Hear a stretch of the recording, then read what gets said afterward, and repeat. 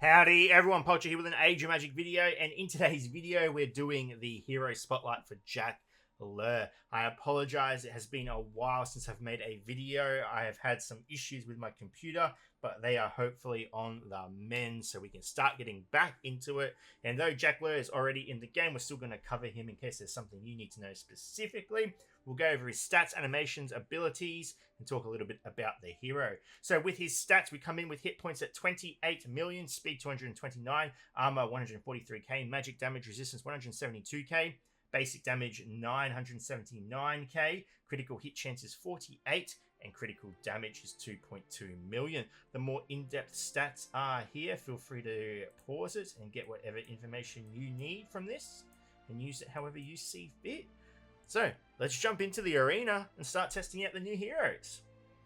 Moving into the arena, we have Jack's basic attack, Mace Toss, performs 2 ranged physical attacks on the target, has a 25% chance per every circus performer to repeat this attack on another random enemy. Awakening this skill, the damage is increased by 25%, and has a 30% chance per hit to cast shock on targets for 2 turns. They cannot perform support attacks, and at the start of their turn, they have a 50% chance to skip it. If the enemy doesn't skip a turn, their damage is reduced by 50% for 1 turn. So the Awakening offers the basic ability a lot of utility. We'll go ahead and look at the animations now. Who are we going to attack? Well, it's all gatekeepers, so he'll go ahead and throw his ace. There we go, 2 strikes, doesn't hit another one, but with this setup, I think it's only a 75%.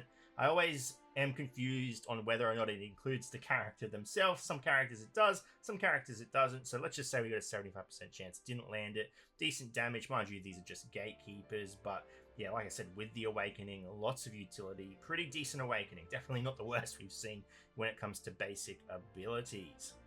Moving on to Jack's second ability, we have Gifts of the Armory. Cast great power on all dark allies for 3 turns. Their damage ignores shield, physical defense, and magic resistance. Jack's damage is increased by 50% for 3 turns. If Jack is in the spotlight, that is the new theme for the circus performance. There's a spotlight buff that moves around, and it gives the circus performers different abilities or enhanced abilities when that is on them. So this is Jack's. Other allies also deal increased damage. Jack and 4 other random circus performers can pick targets, ignoring hidden state and provocation for 3 turns. Awakening this has a chance equal to the critical damage chance to slow all enemies by 80% for 3 turns. Jack is also able to cast the Rogue class mark. The next instance of damage from a rogue will heal the rogue and everyone on his allies' team by 10%, after which the mark is removed. It's a very interesting ability. It is purely a support ability. You probably are going to lead with this in battle, but there's a lot to this that we can talk about. Number 1, this is giving Jack a lot of use within rogue squads within clan battles. So if you're building a mixed rogue squad, for example, normally it's an arcane leader with Swamp Killer, Banshee, Mordred. You can throw a Bliss in there, however Bliss is a light character, and then there's the potential to mix Jack in there since he gives great power to all dark allies. Mix that with the rogue mark he can apply as well, which is on every enemy. As you can see, we'll see it again when we perform the ability. Look at the animation. You are now offering that rogue squad healing, which is what they were lacking to begin with. So mix this with Swamp Killer and her clan battle ability. You're starting to get a fairly powerful rogue squad. It's very, very interesting. We'll go ahead and look at the animation, and we can just tell you right now, we'll take this down to a 0 cooldown, that the circus performers have the most stunning animations in abilities. We've seen some good animations when it comes to abilities, but the circus performers are on a new level. It is legit, like every skill is them at the circus. So you can see the big spotlight that happens with each and every single one of them. So very good utility, support ability, and as you can see, it puts a rogue mark on everyone, and if you are playing a rogue squad, you're going to get a lot out of that. Moving on to Jack's third ability, and it's important to note, the way I talked about the second ability, it probably gives the wrong impression, but he's actually a ranged damage dealer. He's not a rogue. So just keep that in mind when you're trying to craft these teams. It is Oakley who is the rogue, but he still offers support to a rogue built squad. So moving into his third ability, we have Killer Performance. Performs 3 ranged physical attacks on all enemies. Each hit deals additional damage to the target equal to the sum of their physical defense multiplied by 2 times and magic defense multiplied by 3 times. In clan battles, every attack hit deals 5% more damage per buff on the target. So he's got a little bit of Nora built into this character. Nora is really the only character in the entire game that worked that way. Her damage was based off, it's primarily cryostasis as well, that deals damage off the values of the defense of the enemy. So it's interesting to see another character.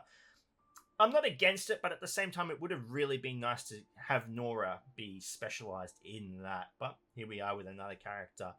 Awakening this skill, the damage of each hit is increased by 25% if at least one allied circus performer is dead at the time of the attack. So let's go ahead and look at the animation of the ability. And we're going to attack the third gatekeeper here. And he's going to swing his mace. There we go. Bang, bang. Oh, that is beautiful. That is, that is the first time I've seen that skill. And that is gorgeous. I'm going to be talking about the animations a lot over all the spotlights, but that is a beautiful skill. And as you can see, I mean, they are gatekeepers, keep that in mind, but there is the potential for this ability to do a lot of damage. If you've seen some of my earlier videos when the Witches and the Cloud Wanderers were kind of the peak of the meta, you weren't exceeding too high above that. The cryostasis debuff could do tremendous amounts of damage. There were times where we were able to mix it with a Tiona and trigger it, could wipe out the Cloud Wanderers. It was insane. So it will be interesting to see how we can get this ability to just absolutely decimate some tanks that we come up against. But other than that, yeah, he's a decent damage dealer, good support unit for Dark Heroes, and yeah, we'll move on to his passive. Moving on to Jack's passive, and there is a lot to it. Possessed Rider. When an enemy uses an active ability with Jack as the target, he receives Spotlight before it is used. Damage taken is reduced by 50% plus 5% for every other allied circus performer. Only one member of the squad can have the Spotlight at any given time. This effect is removed when another hero receives it. Cannot be blocked or absorbed when cast. If Jack already has Spotlight, the effect won't refresh. While Jack is in the Spotlight, his speed is increased by 60%. Damage to targets with 80% or more HP is increased by 20% when dealing damage to all enemies. Only damage to the selected target is increased. At the start of a turn, if the cooldown of all of Jack's special abilities is over 0 or they are locked, all enemies get stunned for 2 turns. They cannot receive bonus initiative. Awakening this skill, Jack increases his initiative by 10% for every time he misses or the target dodges his attacks. His passive is a menace. I mean, every single one of these characters is going to have the Spotlight text, so it's going to seem like a lot, but I mean, the things to just keep an eye out for is his increased speed when he's under Spotlight effect, and the fact that if his abilities are both on cooldown or locked, he's just going to stun everyone for 2 turns. That's absolutely treacherous. The clowns are going to be a very powerful squad. Obviously, they're the newest thing. They're going to be hyped up. They're going to be powerful.